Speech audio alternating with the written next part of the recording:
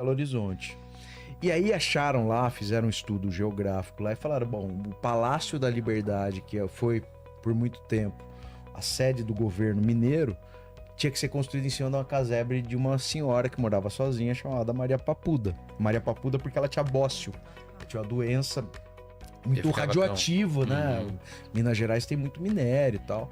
E aí ela não queria sair, todo mundo já dizia aquela ideia, né? O arquétipo da bruxa, morava sozinha, não dependia de homem, era habilidosa, muito habilidosa com ervas.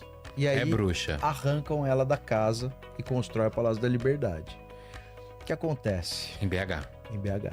Morrem 3 governadores lá dentro em sequência, assim, nem eram que eram velhinhos, tá? E a galera começa a falar que é a Maria Papuda, que morava num quadro chamado A Má Notícia. Então, tô falando isso do contato da burocracia, quer dizer, a última instância de oficialidade da nossa vida é a burocracia, né? É o cara carimbo. E aí, botam a culpa na Maria Papuda, então acontece um movimento. Por exemplo, Juscelino manda construir o Palácio das Mangabeiras, que fala assim, eu não vou morar nem a pau nesse lugar. Porque era a residência oficial. Da política com medo. Não vou. Aí você tem matéria do... A Maria Papuda aí. Você tem matéria do... Você tem matéria do Itamar Franco falando que não fica depois das 6. O Tancredo Neves não ficava depois das 6. Ninguém ficava depois das 6. E aí construíram lá a cidade, acho que é a cidade administrativa, e já não usam mais o Palácio da Liberdade como a sede oficial do governo, né? Pelo menos da secretaria. Mas essa é uma história que você tem um contato do sobrenatural imediatamente ligado à estrutura administrativa da cidade de Belo Horizonte. No Joelma, tem histórias, por exemplo, o João e a Rosa, que também, acho que você conhece, Vilela, são os caçadores fantasmas, são os Warren brasileiros. Eles, um deputado na época, um político da época, era dono de um dos andares do Joelma, né? E aí ele não conseguia vender, não conseguia alugar, não conseguia gerar dinheiro com aquilo. Os João e a Rosa foram chamados para ir lá e para limpar o ambiente. Depois que limpou, começou.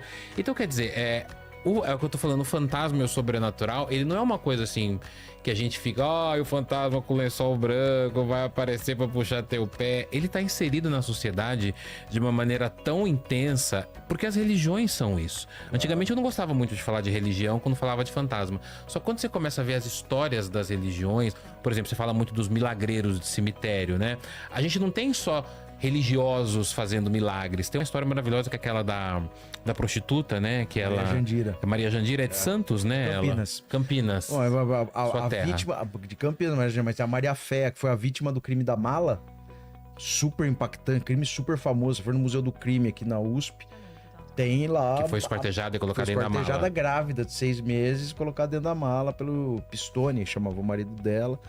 Virou uma milagreira de cemitério, mas é o que a gente tá falando um pouco, a necessidade de converter um trauma do martírio, né? Em esperança, em outra possibilidade, que você não fique só com aquilo, cara. Uma mulher grávida, esquartejada, enfiada dentro de uma mala, que ia ser despachada pra Bordeaux, na França. Ah, é?